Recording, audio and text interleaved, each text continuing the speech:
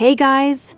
I'm back from my training op, and I have a lot of really interesting stories to share with you. I've got enough that I'm going to break them up into 2 parts, this being the first. I'd love to put them all in one entry, but I just haven't had a chance to write them all down yet. I didn't have anything too crazy happen while I was out there, but we did have one incident with a rookie that I found relevant. Since I'm sure you guys have been waiting for these, I'll just get right into the stories. I'll assign each batch of stories to the person who told them to me. KD. KD is a vet who's been an SR officer for about 15 years. She specializes in high-elevation mountain rescues and is widely considered one of the best in her field. She was one of the more enthusiastic storytellers, and since we were together a fair amount during exercises, she ended up telling me about 4 that really stuck with me. The first she told me in response to my asking about her most traumatic calls. She shook her head and told me that really bad calls happen more frequently on the mountain, since the potential for nasty accidents is higher. About 5 years ago, one of the parks she worked at had a string of disappearances. It was a bad year, she said, one of the worst on record as far as weather went. They were getting about a foot of new snow every couple of days, and there were a few avalanches that killed some climbers. They'd warned people about staying on the mapped areas, but of course there's always those who don't listen. In one particularly nasty case, an entire family got wiped out because the father decided he knew better than the officials, and he took them out into an area that wasn't safe. They were snowshoeing, and as best KD could figure, they'd walked onto a shelf of snow that looked solid, but actually wasn't. It gave way, and this family went ass over tea kettle almost 300 feet down a slope. They landed on the rocks at the bottom, and the parents died instantly. One of the kids did as well, but the other 2 survived. One had a broken leg and fractured ribs.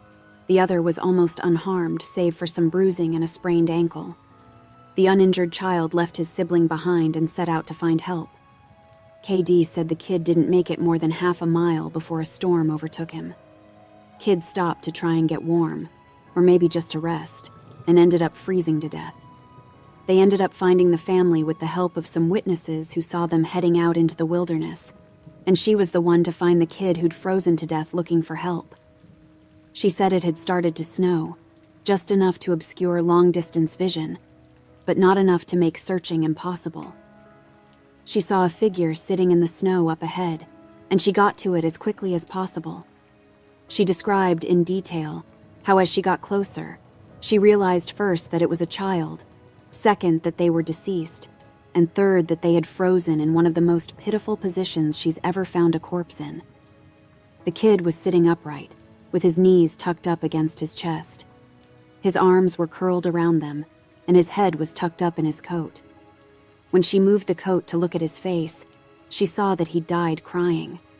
His face was twisted, and the tears were frozen on his cheeks. She said it was painfully obvious that the kid was terrified when he succumbed to hypothermia, and as a mother, it broke her heart. She told me, repeatedly, that she hopes the father is burning in hell as we speak. The other traumatic story she told me that stood out in my mind was one that happened when she was a rookie. Her team got a report of an experienced climber who hadn't come home the previous day. His wife was convinced that something bad had happened because he'd never failed to come home on time. They went out looking for him and had to climb what sounded like some very technically challenging parts of the mountain. They got to a relatively flat area, and KD started seeing blood in the snow. She followed the trail, and as she went, she started seeing little bits of tissue. She wasn't sure exactly what body part it had come from, but the farther she followed it, the more there was. She follows this blood and tissue trail to a sheltered area under a cliff face, and she finds the climber. She said there was so much blood, more than she'd ever seen before. He was lying face down, one arm stretched in front of him, as if he'd died crawling. She looks closer and sees that he's been partially disemboweled, which is where the tissue she'd seen had come from. The guy has an ice pick tucked into a hip holster, and it's covered in blood. Of course, they'll never be sure exactly what happened, but she said as best she can figure, this is what went down. The guy had been attempting to climb up to the next area and had been using his ice axe to ascend. He'd probably hit a loose patch, and had fallen. On the way down, or possibly when he landed, he'd gotten impaled by the axe, and it had disemboweled him. He'd drug himself along, tearing pieces of himself out as he went, and had died under the cliff face. She isn't terribly bothered by gore, but I guess a few of the guys who came to help her remove the body threw up when they turned him over, and a good portion of his intestines spilled out. I mentioned to her that I was interested in hearing about any experiences she had with people completely disappearing. Her eyes light up, and she leans in close to me. "Want to hear a real doozy?" she asks. She tells me about how, when she first started, there was a case that got a lot of attention in the media. A family had been out berry picking in an area of the forest very close to the entrance of the park. They had 2 little boys, both under the age of 5, and at some point during the day, one of them vanishes. There's an absolutely massive search, and they find absolutely nothing. It's another of those cases where it's like the kid was never there in the first place. The dogs just sit down and don't pick up on anything. No trace of the kid is found. The search goes on for about 2 months, but is eventually called off. Fast forward to 6 months later. The family comes back to place flowers at a memorial that's been set up there for the kid. They bring their other son. While they're placing the flowers, they lose sight of the kid for about 3 seconds, and in that span of time, he vanishes into thin air. Now, obviously, the parents are beyond devastated. It's awful enough to lose 1 child, but to lose 2 is beyond imagining. The search is huge, one of the largest in state history. There are about 300 volunteers combing every inch of this park, looking for the kid. But again, there's no trace of him. The search goes on for about a week, with people looking miles from the part of the park he vanished from. And then, almost 2 weeks later, a volunteer almost 15 miles from the designated search area radios in that he's found the kid. They assumed that the kid was dead, but the volunteer says he's not only alive, he's in good shape. KD and her team go out to recover the kid, and when they get there, she can't believe that this is the kid that's been missing. His clothes are clean, there's no dirt on him anywhere, and he doesn't appear traumatized. The volunteer says he found the kid sitting on a log, playing with a little twig bundle that's bound together with some old rope. KD asks him where he's been, who he was with for those 2 weeks, and the kid tells her that he's been with the Fuzzy Man. Now KD firmly believes in Bigfoot, so she gets all excited and asks what he means by fuzzy. Was he hairy? But the kid says no, he wasn't hairy. He was a fuzzy man, and he describes a man that's blurry, like when you close your eyes but not all the way closed. He says the man came out of the trees and took the kid with him deep into the woods. The kid says he slept in a hollow tree, and the fuzzy man gave him berries to eat. KD asks if the man was mean, if he scared the kid, and the kid says no, he wasn't scary, but I didn't like how he didn't have eyes. KD says they get the kid back to headquarters, and a cop takes him into town to talk to him more about what happened. She's friends with the cop that talked to him, and she said the kid described being kept in this tree by the fuzzy man and given berries whenever he was hungry. He was allowed to wander around a very specific clearing, but when he tried to go further, the fuzzy man would get mad and yell real loud even though he didn't have a mouth. When the kid got scared at night, the fuzzy man made it go brighter and gave him the twig bundle. He said the fuzzy man was going to keep him, but he had to let him go because the kid wasn't the right kind. He either can't or won't elaborate more on that. The cops are just sort of left scratching their heads, and the search for his brother is renewed with no results. The kid has no idea where his brother might be, and they never find him. The last story that KD told me was of something that happened to her when she got separated from her training group when she was a rookie. They were learning the basics of high-elevation belaying on a well-mapped side of the mountain, and she had to use the bathroom. She went off about 50 yards from the group during a meal break and did her business. I'll tell the rest exactly as she told it to me. So I go to take a piss, and once I'm done, I start going back to the group. But I've only gotten about 5 feet when I realize that I have no idea where I am. And this wasn't a, oh, I got turned around, lost. I mean, I had literally no fucking clue where I was. If you'd asked me, I don't even think I'd have been able to tell you what state we were in. It was sort of how I imagine people with amnesia feel, you know? You're completely lost, and you have no idea what to do. So I stood there for a while, just trying to figure out where the fuck I was and what I was supposed to do. But the longer I stand there, the more confused and turned around I get, so I started walking. As I recall, I just picked a random direction and went for it. And as I'm walking, it's just getting worse and worse to the point where I have no concept of why I'm on the mountain in the first place. I'm just trudging through the snow, and then I start hearing this voice. It's kind of inside my head almost, like if a frog could talk, all low and croaky. And it's telling me over and over, it's okay, you just need to find something to eat. Find something to eat and you'll be okay. Just keep walking and find something to eat.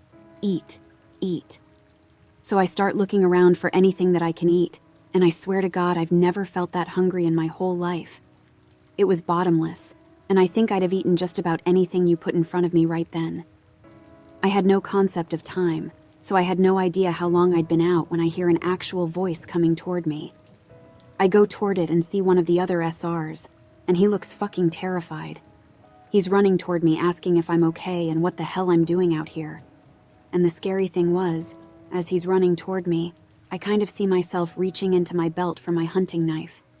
I'm not even really thinking about what I'm doing, but what I am thinking is that I have to eat.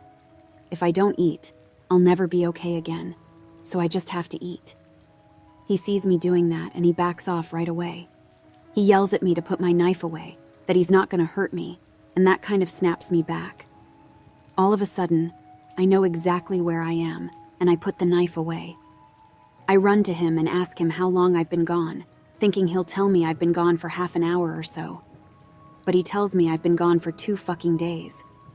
I've gone over 2 peaks and ended up almost on the other side of the mountain.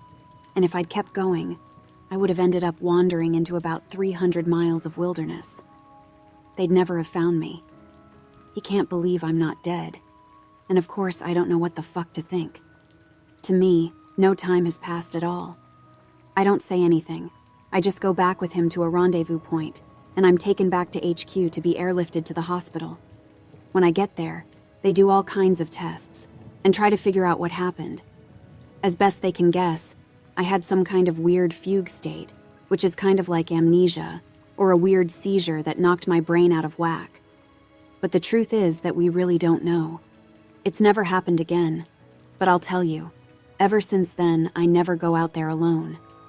People rag on me for making them come with me when I have to leave the group, but I just tell them that listening to me piss in the snow is better than losing me for 2 fucking days on a freezing mountain. EW. The next person I talked to was EW, a former trainer who now works as an EMT. He still comes to ops like this to help out, but doesn't work full-time for us anymore. He specialized in finding lost kids. He just seemed to have a sixth sense when it came to knowing where they'd gone. He's a legend among the more senior vets, but he gets embarrassed if you compliment him on his work. He sat down with me at dinner one evening, and we ended up swapping stories. Most of them were just casual, but when we got on the subject of our weirder calls, I mentioned that I'd had a buddy who'd gone up a set of stairs. He got kind of quiet and asked me if I'd heard of a little boy who'd disappeared from his park a few years back. I hadn't, so he told me this story. They were out looking for this 11-year-old boy, Joey, who'd gone missing near a river.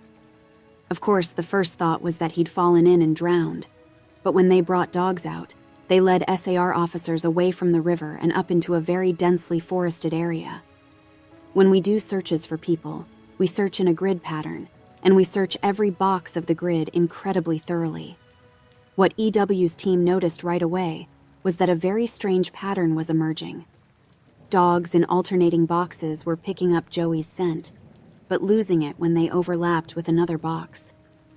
If you think of a checkerboard, Joey's scent was being picked up in random black squares, but never in red.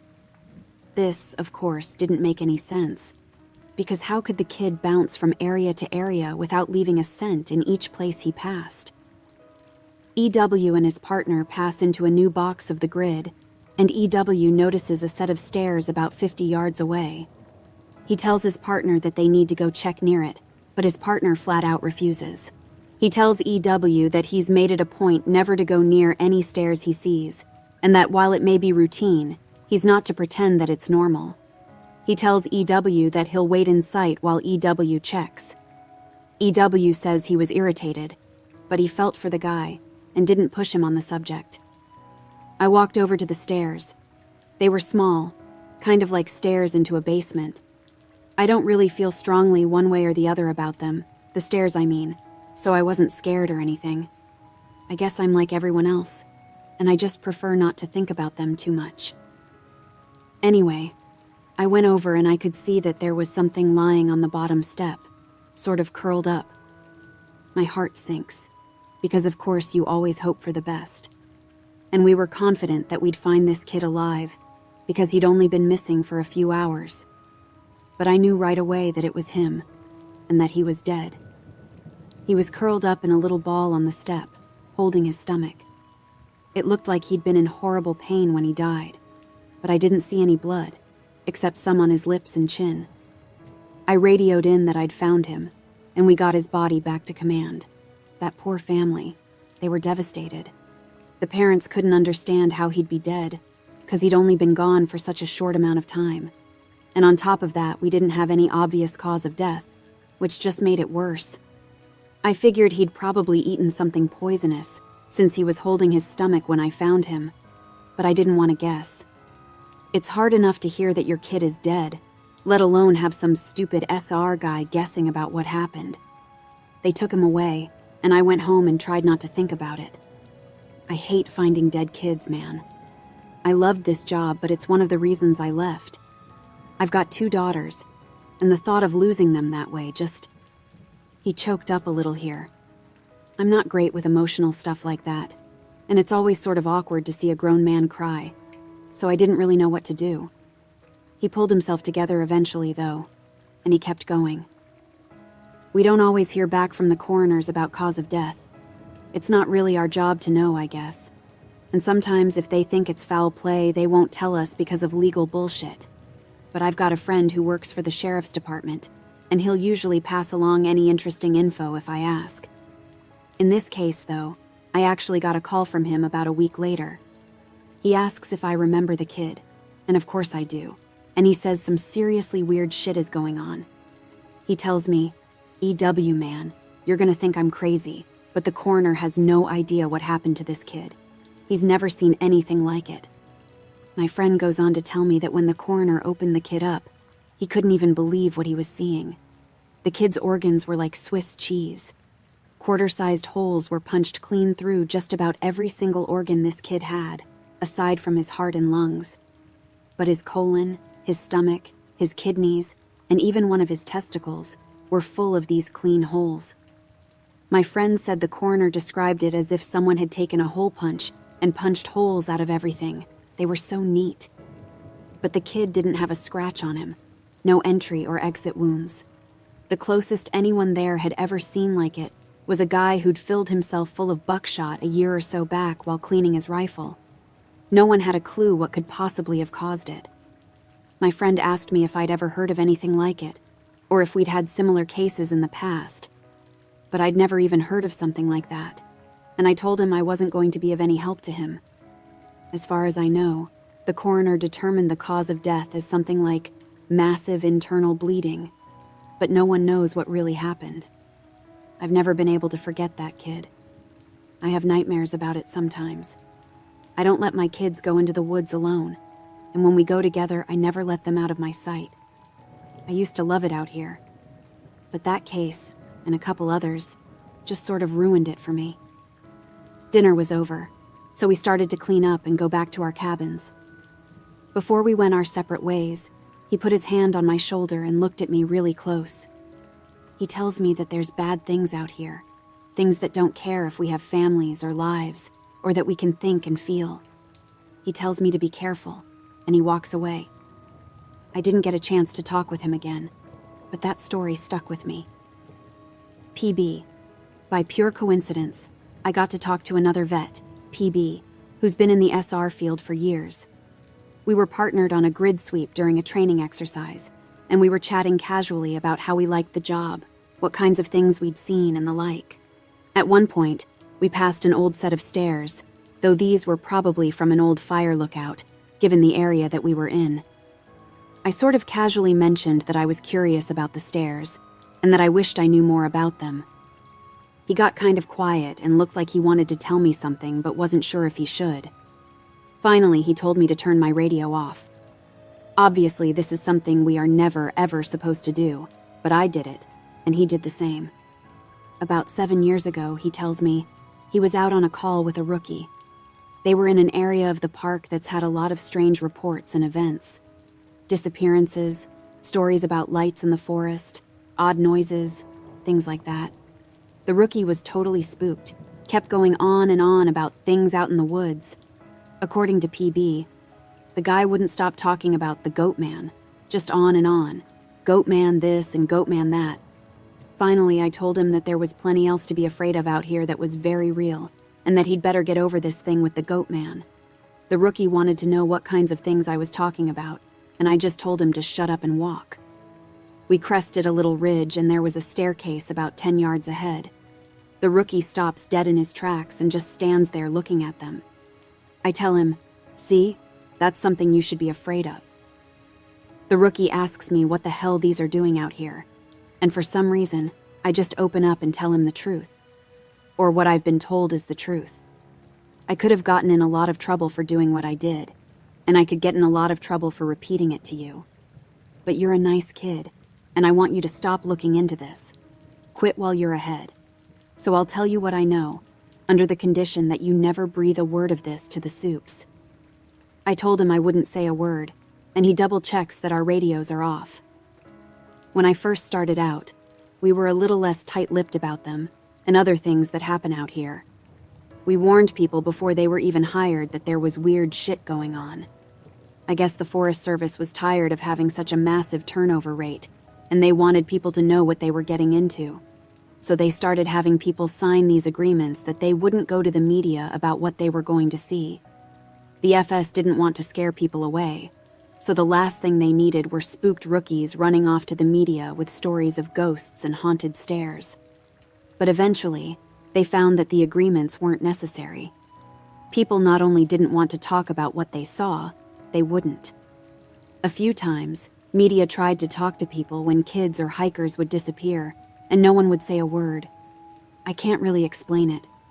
I guess we just don't really want to admit anything is wrong. This is our job, to be out in the woods every single day. We don't need to be spooked, and the best way to avoid that is to pretend like everything's okay. So I'll tell you everything I can think of, and after that, I'm done talking about it for good. And I expect you not to bring it up around me, ever. The stairs have been out here as long as the parks have existed. We have records going back decades describing them. Sometimes people go up them and nothing happens. Other times, look, I really don't like talking about this, but sometimes really bad shit happens. I saw one guy get his hand sliced clean off when he got to the top step. He reached out to touch a tree branch, and it happened so fast. 1 second his hand was there, and the next it was gone. Completely clean wound. We didn't find his hand, and the guy almost died. Another time, a woman touched one of the stairs, and a blood vessel in her brain exploded. Literally exploded like a water balloon. She sort of stumbled down and came over to me, and all she got out was, "I think something is wrong with me." She dropped like a sack of flour, dead before she hit the ground. I'll never forget the way the blood leaked into the inside of her eye. Before she died, I watched it turn red. I watched it happen, and there wasn't a single thing I could do to help. We warn people not to go anywhere near them, but there's always at least one idiot who does. And even if nothing happens to them, something bad always happens. Kids go missing as we're on their trail. Someone dies the next day, cut in half in a completely safe part of the park. I don't know why, but something bad always happens. I don't know exactly why they're out here, but it doesn't matter. They're here, and if we were smart, we'd tell our new officers exactly what they're capable of. We were both quiet for a little while. I was afraid to talk because I wasn't sure if he was done. He looked like he wanted to say something else. Finally, he spoke up again. Have you ever noticed how you can't find the same ones twice? I nodded, expecting him to continue, but he just stayed quiet, walking alongside me, and eventually he started a story about the biggest deer he'd ever seen in the park. I didn't bring up the subject again, and I didn't press him for any more stories. He dropped out of the op the next day. Apparently, he left before the sun came up. He said he was sick. None of us have heard from him since he left. I'm going to stop here for the time being. I'll try and post the next part in the coming days. I apologize for the short update, guys. Things have gotten a little crazy around here, and I'm not sure how often I'll be able to update going forward. I really appreciate all the support you guys have given me, and while I only have a couple of stories to share with you, I'll be interested to see what you all think. A firefighter who was helping us at the training op told me about a call he'd gone on, supposedly to help rescue a kid from an absolutely massive tree. He said they didn't give him details, just that they needed him to come out and help because they lacked the proper equipment. He'd been called out specifically because this thing was so huge that the SRs didn't feel safe trying to climb it. He'd been a tree trimmer before joining the VFD, so it was easy enough for him to grab his old equipment and come help out. He was led out about 2 miles, and the team stopped at one of the biggest trees in the area and pointed up. He laughed and asked the op captain how the kid had gotten up there, made some joke about the old cat in a tree thing, but the captain just shook his head and told him to get up there and get the kid down. He said he knew something was up, but he didn't push it. He said that as he climbed this tree, he started wondering if they were playing a prank on him. There was no way this kid should have been able to climb this fucking thing. It was massive at the base, but about halfway up it started tapering, and I almost had to turn back a few times because I really didn't think it was going to hold me. But he said he kept going, and when he was just about at the top, he saw a flash of blue in the branches. I saw the kid's shirt sort of caught in a branch, and I called out to him and told him to come near me if he could, but he didn't say anything. I kept moving, calling the kid's name and telling him not to be scared, that I was there to help him. By the time I got to him, I knew he wasn't going to answer me. I found him, or what was left of him, cradled in the fork of a branch, and the fact that he was up there was sheer luck. If he'd fallen any other way, he'd have come crashing down. It wouldn't have mattered, though, because this kid was dead long before he ended up in that tree. I don't know who put him there, or how, or why, but it was fucking sick. Kid's intestines had popped out of his mouth and were hanging in the branches. It was like some sick fucking Christmas tree, the way they were draped all over everything. I got a better look and saw they'd even popped out of his ass. His guts were hanging out the bottom of his pants. His eyes were gone, I assume shoved out from whatever force caused him to fucking pop like a stress ball. You ever seen a body that's been floating in water for a long time, how their tongues kind of swell up and stick out? His was like that. I remember because there were flies crawling all over it. I think I must have gone into shock because, man, I just pushed that kid down with a stick I broke off a branch, just kind of poked him until he fell. I don't know why I did that. I almost lost my job because of that. But man, the thought of hauling that kid down over my shoulder the whole way, gathering his guts up and coiling them around me like rope so they wouldn't get snagged. I couldn't do it. I've seen a lot of dead kids, more than I'd ever admit. I've seen a kid who hid in a full bathtub during a house fire, boiled him alive, turned him into literal soup. But this? I don't know what did this, but the thought of touching that kid's body made me feel like I was going to lose my mind. I heard him hit the ground and I figured everyone would freak out, but they knew he was dead when they sent me up there. They didn't say anything, but they didn't shout or freak out or anything. I got to the bottom, and I started to get up in the captain's face, asking him who he thought he was sending me up there when they knew damn well the kid was dead. But he just told me it was none of my concern, and thanked me for getting the evidence down. I remember he said that. I remember it specifically because it was so weird to hear it phrased that way. The evidence. Like he wasn't even a person. Like he'd never been a little kid who got lost and had something fucking unspeakable happen to him. The captain had a crew lead me back out of the woods, but he and 2 others stayed behind, and I thought that was weird. Why wouldn't they have me help get the kid out? I tried asking, but the guys leading me out just told me they couldn't discuss an open case. I asked him what he thought had happened to the kid, and he got really pensive and thought about it for a bit. I would have said a crush injury, based on how his guts came out like that. But with those injuries, you see massive contusions under the skin, obvious trauma. This wasn't like that. It was almost like that kid got caught in a big vacuum and had his guts sucked out. But even then, there was no trauma. None at all. It bothers me, man. It bothers the hell out of me. One of the vets at the training op reads NoSleep, and he recognized my stories. He knows me pretty well, and we've swapped stories before. He asked if he could share something he's noticed about the stairs, and some thoughts he had. I'm really glad you decided to share these. I think it's important that people be aware of what's out there, especially since the Forest Service is doing such a good job at covering it all up. I asked him what he meant. What do you mean, what do I mean? The lack of any kind of media attention? No coverage of missing kids, or bodies found miles from where they got lost in the first place? David Paulides hit this right on the head. The FS is doing everything they can to keep people coming here, even if it isn't safe. I mean, to be fair, it's not like these things happen every day. But the numbers add up, and it's worth looking into, especially the stairs. I was surprised you didn't mention the flipped ones. I didn't know what he was talking about. I couldn't remember him ever talking about something like that. He seemed somewhat incredulous.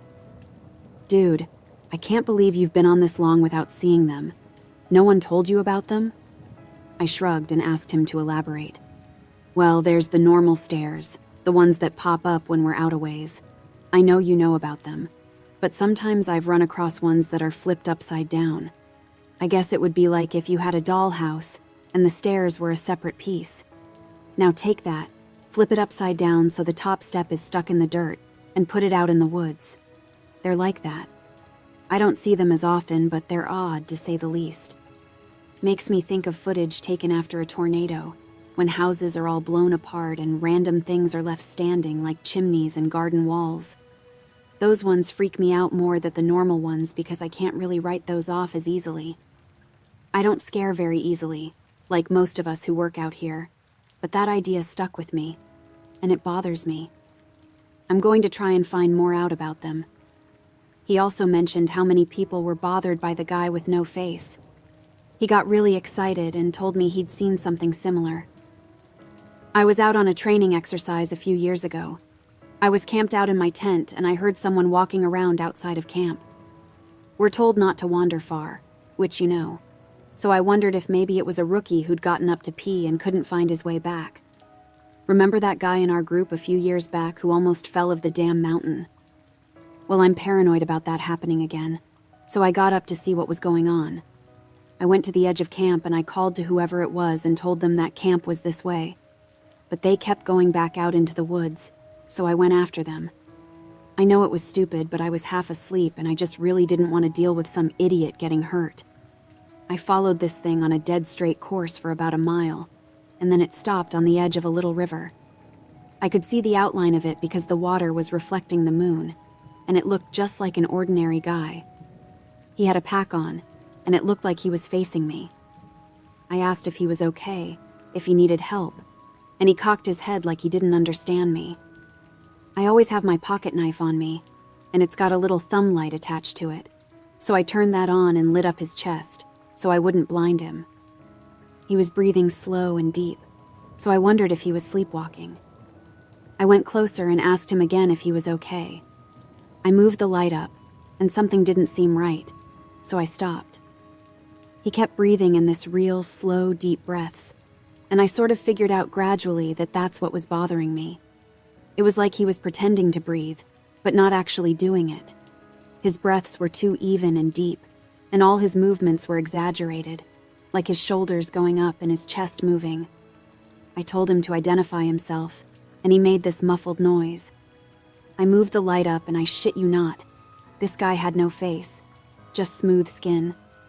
I freaked out, and I sort of fumbled my light, but I saw him move toward me, but he didn't actually move.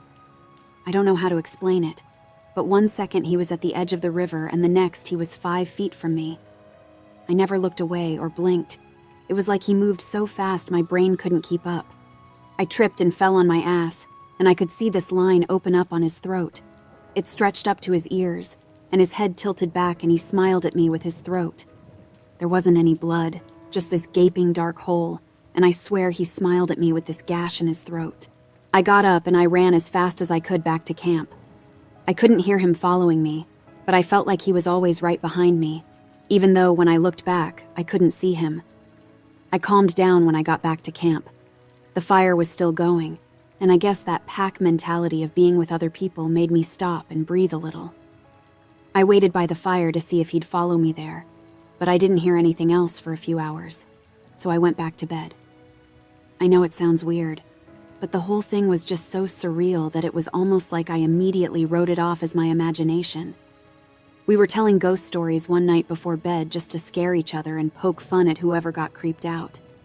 Most of the time it's the rookies, but one woman told a story that actually managed to get under my skin a little bit, and I know the same was true for others. She said it was true, but then again, every ghost story told around a campfire is true. Somehow, though, I don't think she was making it up. It had that ring of truth that only really traumatizing events have. She said that when she was a kid, she and her friend used to go out in the woods behind her house a lot. She lived in northern Maine, where there's a lot of dense, unpopulated national forest. She said the woods up there aren't like they are here. They're so thick in places that the trees block out the sun almost completely. She and her friend grew up there, so they weren't scared of being out there alone, but they did always maintain a sense of caution in certain areas. She said it was never really talked about, but they always knew not to go more than a mile or two beyond their homes. The adults never said why, but it was an unspoken rule that no one ventured out that far. She and her friend made up stories about bears as big as houses that lived out there, and they used to scare each other by hiding and making growling noises while the other searched for them. She said one summer, there was a series of awful storms that blew down a lot of trees and set one part of the forest a few miles behind her house on fire. Fire crews got it under control, but she said some of them came back not quite the same. It was like they'd been to war. You could tell who'd really gotten scared because they had the same look on their faces. I think it's called shell shock. My friend and I said they were like walking dead people. They didn't smile or say anything if you went up to them, and most of them left town as soon as everything was over.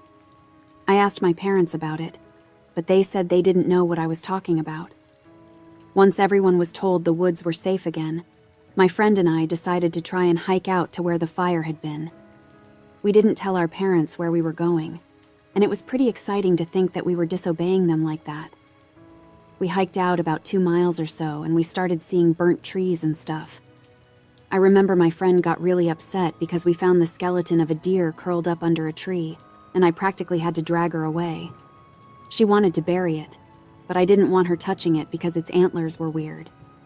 I can't remember why. I just remember thinking that there was something wrong with them, and I didn't want either of us going near it. The farther we went, the more burnt everything got. Eventually, there were no standing trees, and it was like being on another planet. Almost nothing green, just brown and black everywhere. We were standing there looking at it all, and we both heard someone shouting in the distance. I panicked because I thought it was my dad, and that he was going to tell me I was grounded.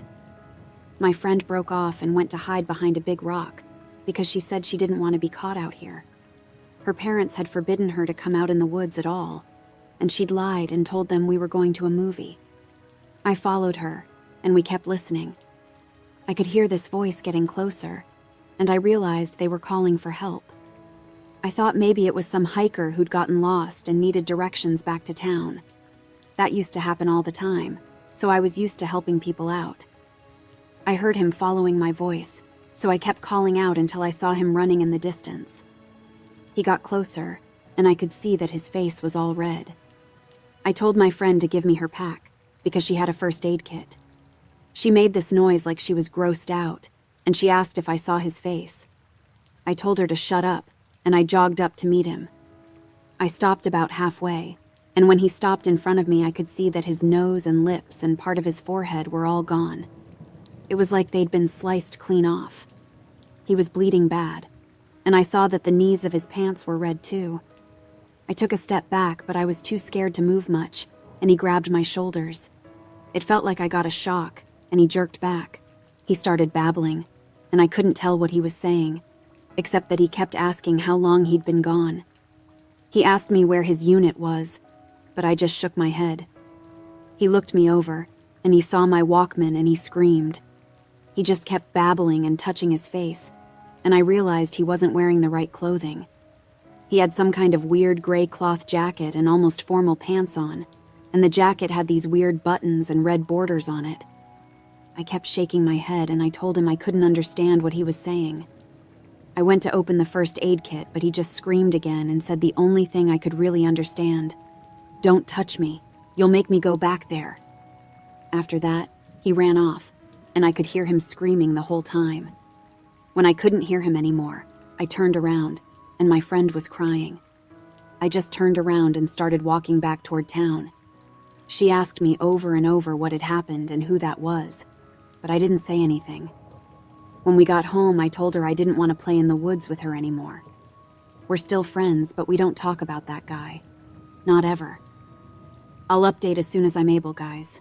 I appreciate the continued support.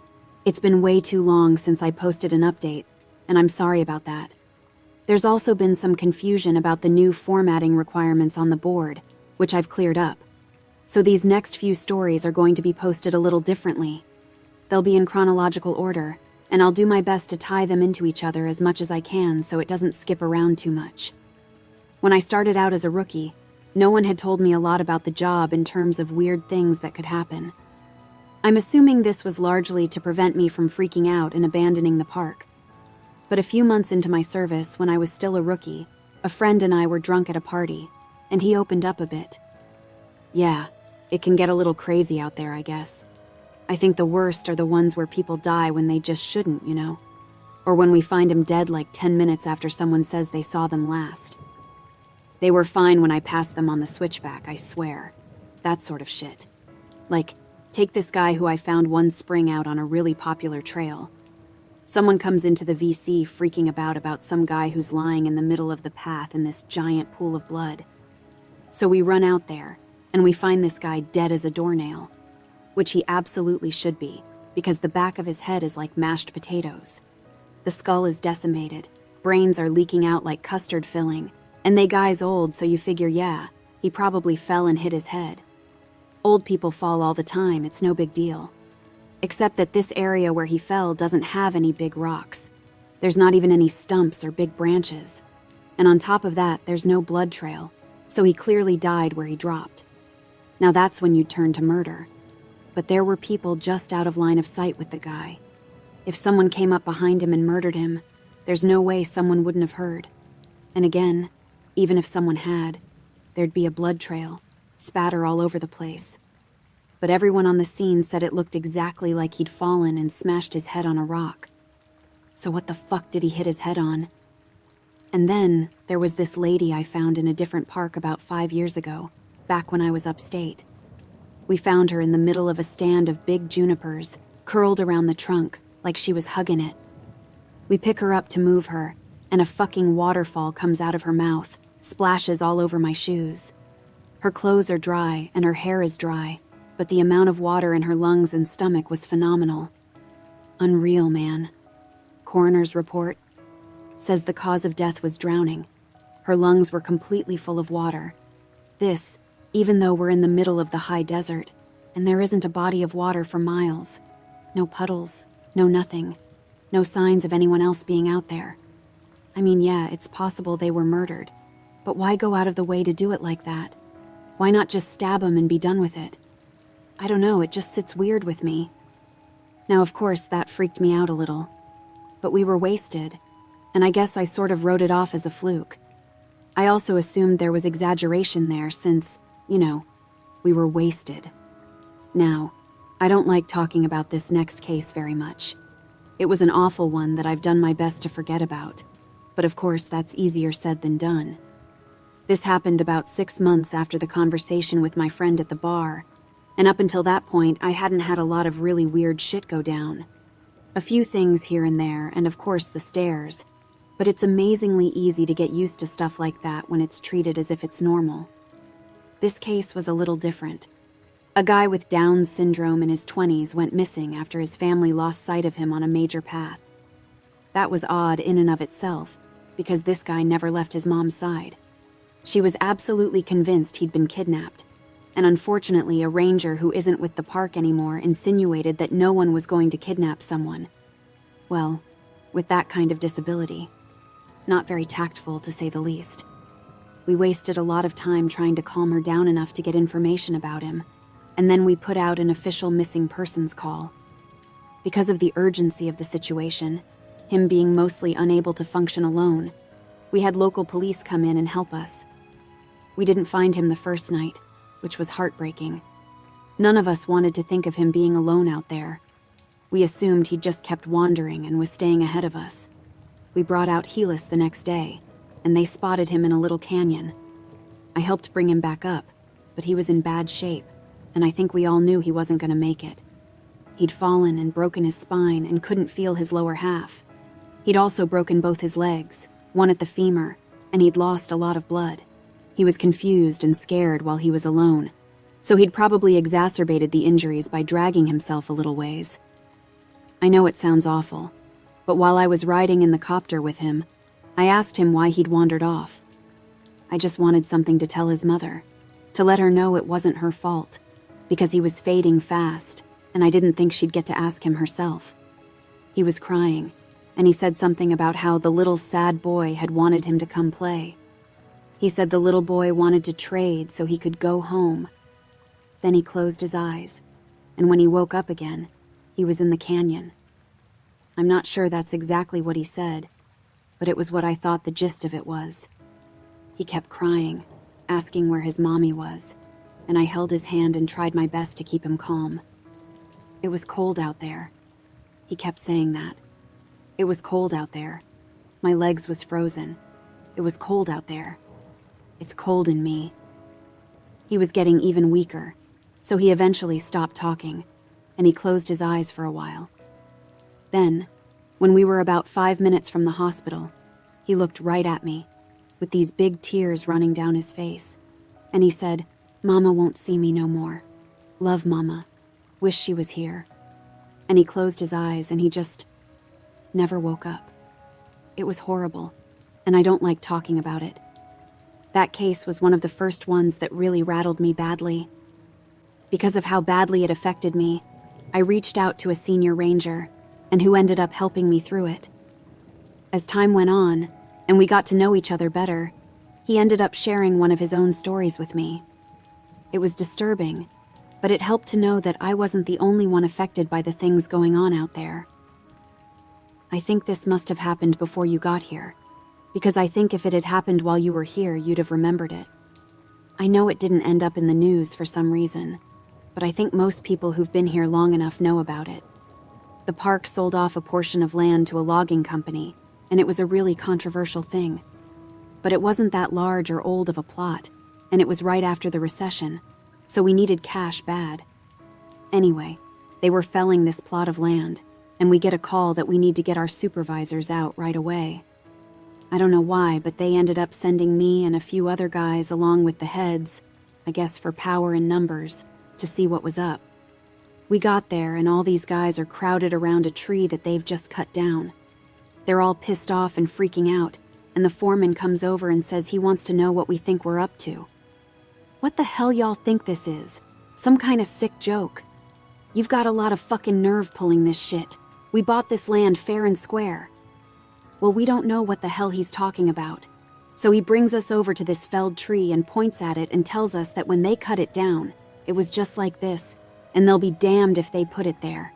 The inside of the tree was all rotted out and hollow in one spot, and when they'd cut it down, it had exposed that chamber, and inside it is a hand, like a perfectly severed hand, and looks like it's actually fused with the inside of the tree.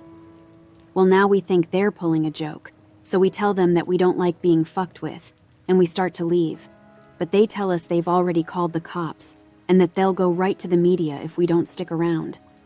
Well, that gets the head's attention, so they stick around and talk to the police about it.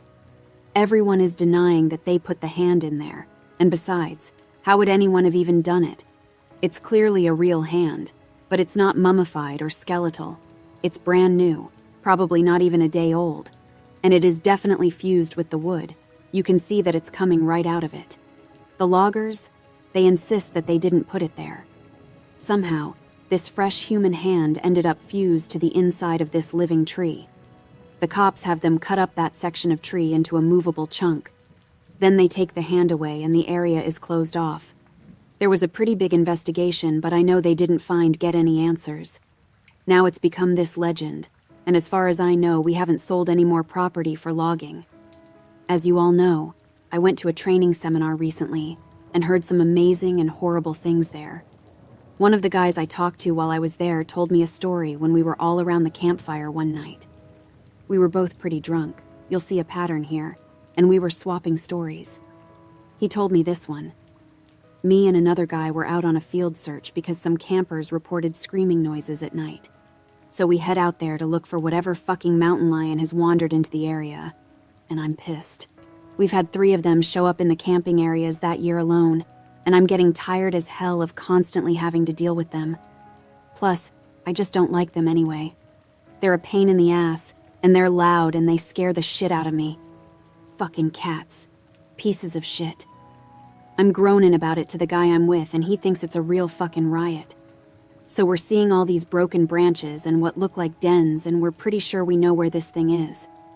I call in and they tell me to confirm if possible, which just means they want you to step in a big pile of shit and use that as proof. I'm not seeing any though, so I basically just tell them to shove it, I'm done. We know that damn thing's out here somewhere, even if I'm not stepping in its shit or inside its mouth or whatever. Guy I'm with wanders off to take a piss or whatever, and I stay behind watching this little burrow under a tree to see if maybe a fox or something is living under it. 'Cause I love foxes, man. They're cute as hell.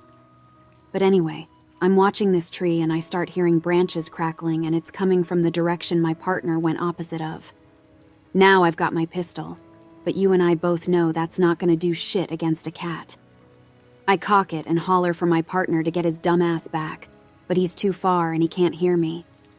I stand up and get my sights on where the thing is approaching, and I shit you not, man, I just about peed myself. This guy is coming toward me, and he's backflipping through the fucking woods. Like, instead of walking, he's doing these crazy fucking backflips, and I swear to God he cleared every fucking log and bush in his path. It was like he knew right where he was going.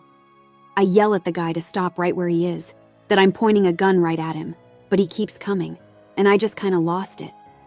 I shot at the ground in front of him, and it was a dumb fucking thing to do. But man, I didn't want this guy anywhere near me. When I fired, he was about 50 yards from me, and as soon as the gun goes off, he whirls around and goes off, backflipping back into the woods. My partner hears my gun go off and runs back and asks what's up, and I tell him there's some fucking weirdo out here hopped up on God knows what, and we need to get the hell out of Dodge. I let the cops know what happened, and I didn't get in any trouble for firing. But man, I don't know what that motherfucker was on, but I've never seen anything like that before. Shit was absolutely butt-fuck crazy. I think we can agree that there's stuff going on out here in the woods, and while I'm not going to spout off about what it could be or offer any theories, what I want people to take away from all of this is that it is so damn important to be safe when you're out there.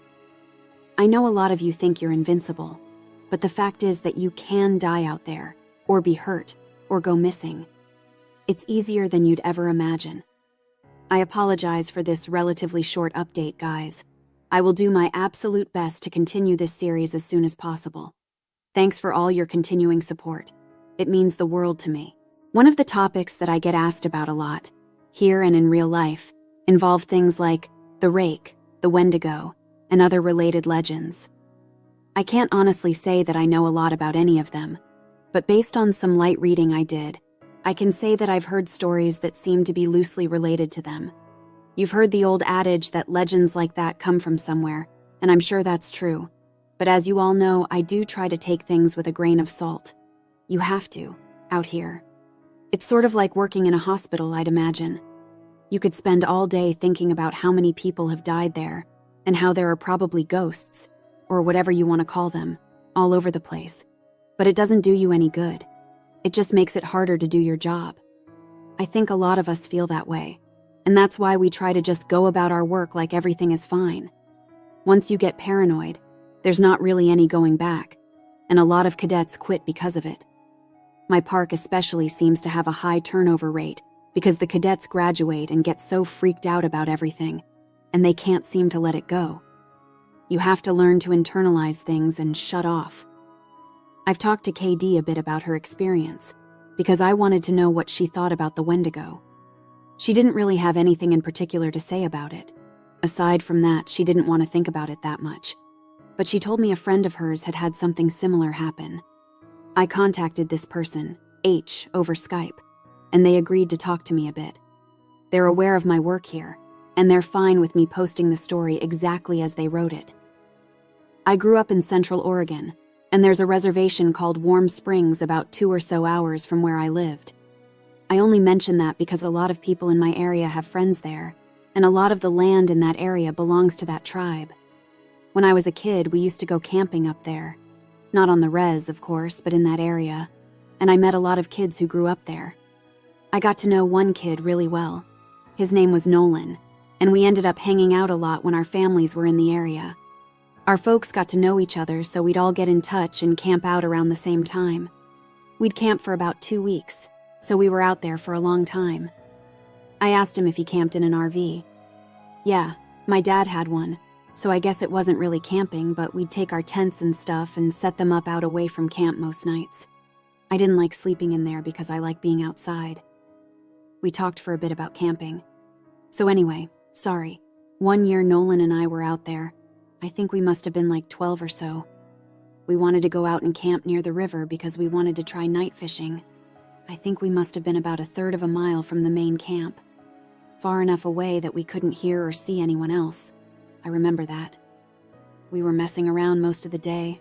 I don't really remember much about it, but we ended up building a fire at some point, and I was really impressed because he had this flint or something that he used to start it.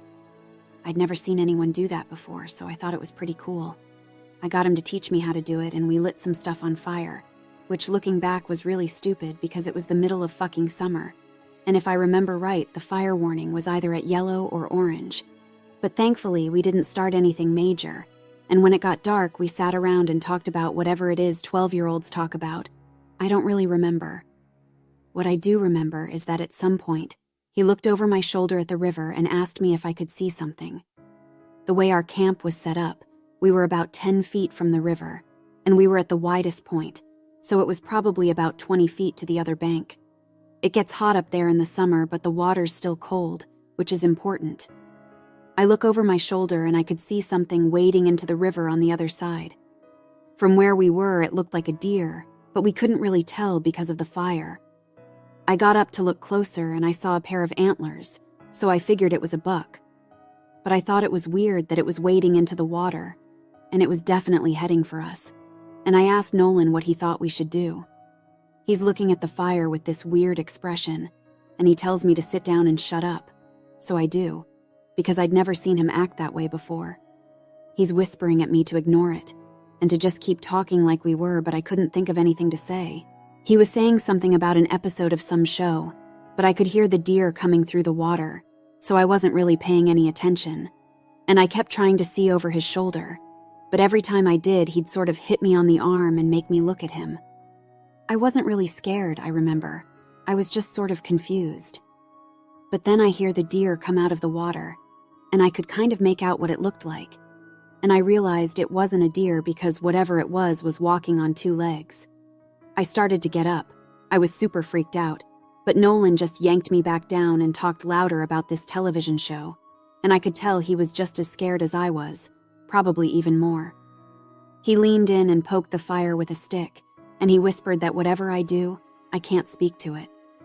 I could see it come closer, and it stood right behind Nolan's back. I was about ready to pee my pants, and I think I'd probably have run if I'd been alone, but I didn't want to leave Nolan, so I kept sitting really still and sneaking glances at it. It wasn't that tall, but the way it carried itself was just wrong, like its center of balance was screwed up, I can't really describe it, but it was kind of like it kept shifting too far forward. It just stood there behind Nolan for a long time, and eventually Nolan ran out of things to say and we just kind of sat there for a second. The fire was making noise, but I thought I could hear this thing talking in a really low voice. I couldn't hear what it was saying, and I leaned forward a tiny little bit, and I actually did pee my pants when it leaned forward too. I couldn't see its face, but I saw its eyes.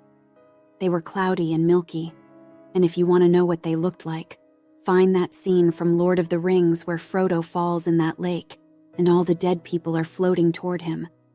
That's what its eyes looked like.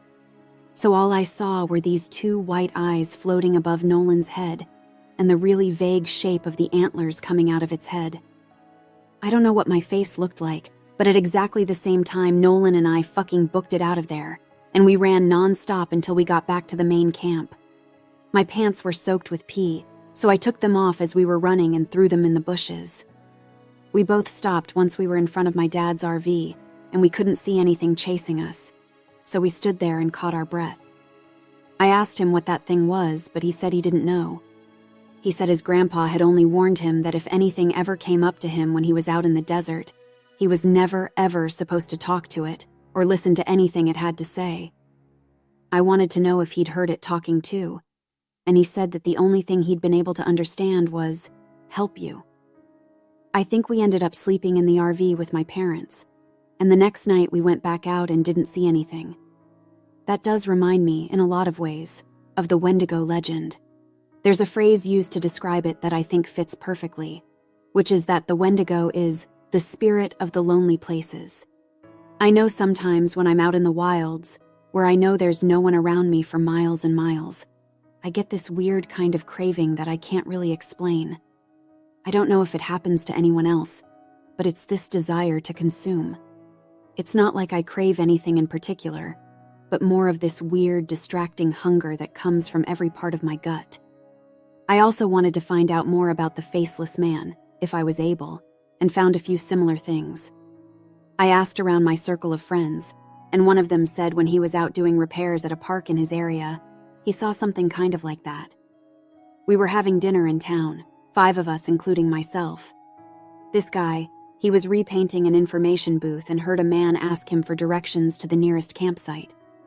He didn't turn around because he was up on a ladder, but he informed the man that there weren't any campsites nearby, but that if he headed down the road about 4 miles, he'd find one at another park. He asked if he could be of any other help, but the man said no and thanked him. My friend said he kept painting, but he was listening and never heard the man leave. The second he came up and talked to me, the hairs on my neck stood up, but I wasn't sure why. I just had this really uneasy feeling about the whole thing, and I wanted to finish painting and get out of there.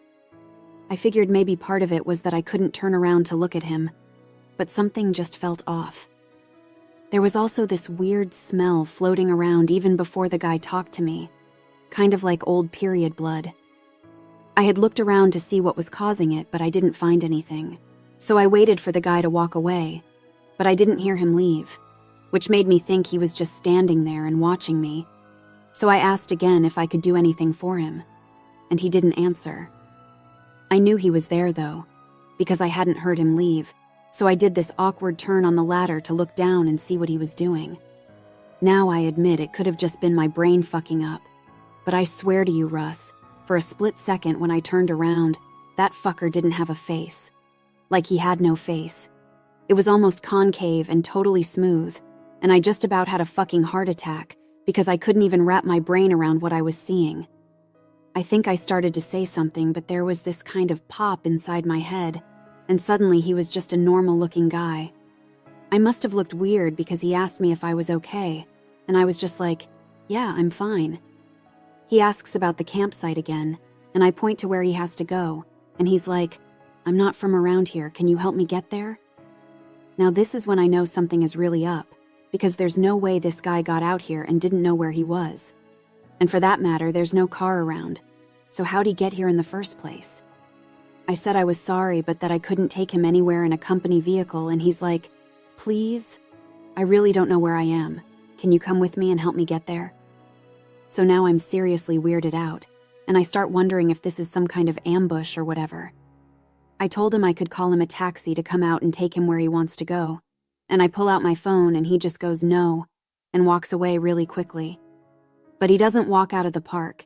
He walks back into the fucking trees, and I got right in my fucking truck and start to get out of there. Fuck the paint or whatever. I looked in my mirror to see where he was as I was leaving, and he was standing right at the tree line again. I don't know how he got there so fast, but this time I know that fucker didn't have a face. He was just watching me leave, and right before I turned the corner, he took a big step back into the trees and kind of dissolved, I guess. Maybe it was just dark, so he blended in, but it felt more like he just melted away. Interestingly, right after this guy finished his story, someone else piped up with another one, but with a slightly different twist. You know, actually, I had something sort of weird like that happen a while back. I was out doing some trail scouting, and I was out in the middle of nowhere figuring out where we were going to have this trail run through. I hadn't seen anyone else for probably a good 2 hours, so I wasn't really paying attention to where I was going. I was just looking at the ground for the most part. Then out of nowhere, I crested this little hill and almost ran into this guy. He was older, probably in his 60s, and I started to apologize to him for running into him. And then I noticed his face, and I probably looked like a complete douchebag because I stopped and just stared at him. It took me a second to figure out what was wrong, but this guy's face was huge. I know that sounds weird, but that's the only way I can describe it.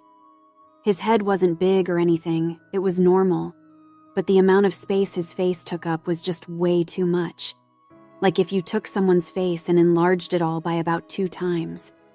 He doesn't say anything, he just kind of looks at me, and I backed up and was kind of stuttering and saying I was sorry, and I went around him and fucking got out of there and did what I needed to do.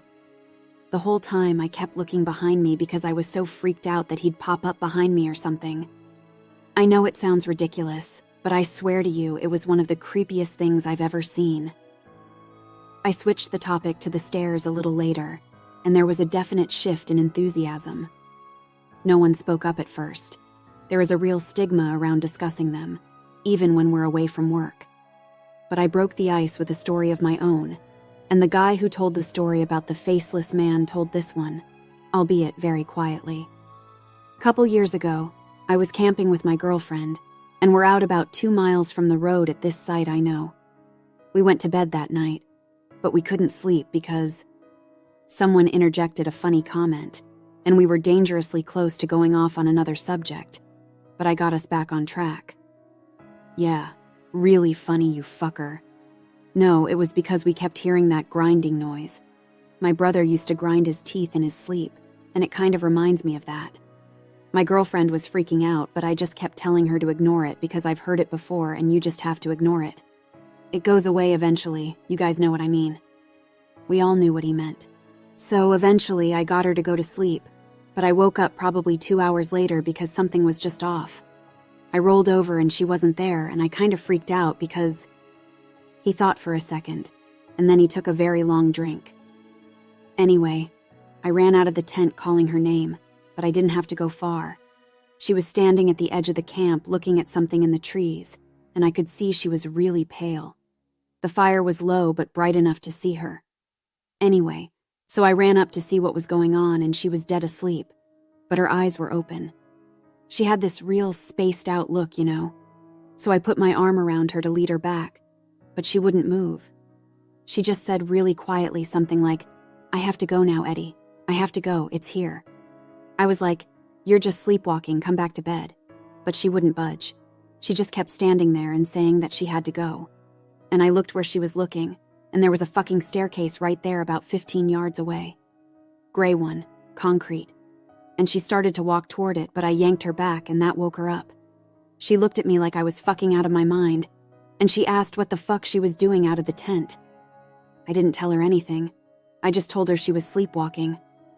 The grinding was gone, so she just went back to the tent with me and fell asleep again. I don't know. I don't like thinking about it, you know? We all knew. You guys remember that kid with... I can't remember what it was. Some kind of brain fuck-up. Not Downs, but something like it. Someone else brought up. Well, I got to read the report he gave when they found him a week after he went missing, and it was fucked up beyond belief. I mean, you have to take it with a grain of salt because who knows what that kid actually thinks is real. But some of this stuff, I don't think he could have made up. Like what? Well, first of all, he talked about the stairs. He said he'd been watching his dad build a fire and the stairs came up to him, and he had to go up them or something bad would happen. The cops couldn't really understand what he was talking about after that, because he just kept saying like the campfire over and over. And he kept mentioning sounds, but he couldn't say what sounds, just that it was loud and he covered his ears so he couldn't hear them. But the thing I remember most is that they asked him where exactly he'd gone, and he just said he was right there. He kept pointing at himself, and they said they thought that meant that he thought he'd never left. He said he wasn't scared because the stairs were there, and he said they talked to him, but not like people talk. Like I said, it was really convoluted and hard to understand, and I have a feeling the cops didn't take most of it down. They ended up just saying that the kid had some kind of amnesia or fugue, and that they didn't think foul play was involved. Doesn't really explain why he came back a week later perfectly fine without a speck of dirt on him and well-fed. But hey, what the cops say goes. There's still a lot of questions I want to answer. I'll continue to ask around and find out whatever I can. The next update should be soon. Thanks for being so patient. This will be my final update for now. Things have deteriorated here to a degree that I didn't foresee. I didn't know how much writing about the things that are happening out here would affect every single part of my life, and maybe that was stupid of me. Maybe I should have considered it more seriously, but honestly, I just thought I was writing about things that a few people would want to hear. I didn't think it would get this much attention. People ask me about the stairs now. It doesn't happen every day, but when it does happen, I never really know what to say. My bosses know someone is talking about them, and I'm sure that if they know, the higher-ups know, and I can tell you that they aren't happy about it.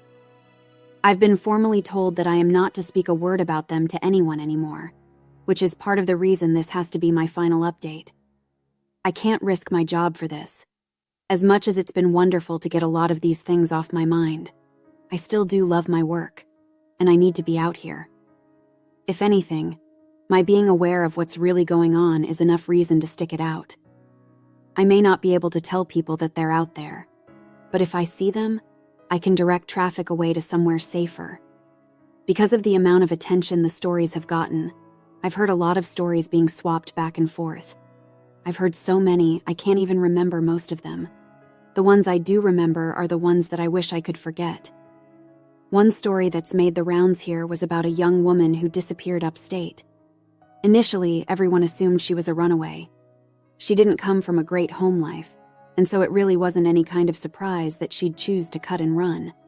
But people started coming forward saying that they'd seen her around the park shortly before she vanished, so some of the rangers in the area were sent out to make sure she hadn't hung herself or something on any of the back trails. It took them a while, but they did find her. Well, not all of her. Just half of her tongue and a quarter of the lower jaw. Very clean cuts from what I heard. They've never found the rest of her. So many stories about children. So many of them going missing and turning up in caves, wedged in between impossibly tight spaces. So many of them found on mountain peaks or at the bottoms of sheer gullies. Missing shoes, missing socks, or found with both in perfect condition despite them being miles and miles away from where they vanished. So many stories of black-eyed people wandering around the woods and calling out in the night, mimicking the sound of running water or a bobcat screaming.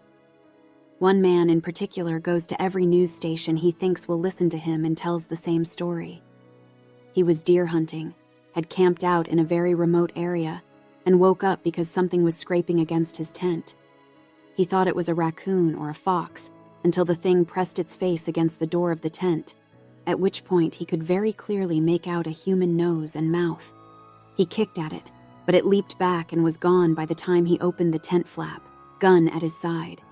He fired 2 warning shots, and when the sound had faded, he heard a snap behind him. A man was standing at the edge of the campsite. This man was not wearing any clothing, but he also didn't possess any kind of human flesh. As this hunter described it, The man was made of some kind of amalgamation of raw meat and hair, as if someone had scooped up roadkill and molded it into the vague shape of a man. The face was lumpy and only a rough approximation of a human face. The thing opened its lopsided mouth, and from it came the sound of the gun the hunter had fired. It did this twice before mimicking the sound of the tent zipper and fleeing into the night. A young couple, out for a hike in the rocky areas of my park, reported to me yesterday that they had seen something strange out on a peak I'm very familiar with. They were taking turns looking through a pair of binoculars when the man noticed a hiker climbing up a very steep part of the cliff face. He watched the man scale the slope, and it didn't occur to him until the incident was over that this person had no climbing gear. When the climber reached the top of the peak, which was about 5 miles away, they turned and faced the young man. He said whoever or whatever this person was looking right at them. The climber waved in an exaggerated manner before snapping in half at the waist, sideways, and leaping off the peak. The young man didn't see where the climber landed. I sent them on their way with assurances that I'd check it out. I lied. I won't be turning in a report because there are 10 others exactly like it. The climber is well known in that area. I don't question it anymore. There are so many things I won't ever be able to understand about my job, and it would take me years to relate all of the things I've heard in the last few months. When I feel like my job isn't in jeopardy, I will come back. It may be in a different format, but I will come back. Thank you all for sticking by my side and enjoying the things I've talked about. If you go out into the woods, I encourage you to be safe. Bring water, food, survival equipment. Let people know where you're going and when you'll be back. Don't go on uncharted paths unless you know exactly what you're doing. And above all, don't touch them. Don't look at them. Don't go up them.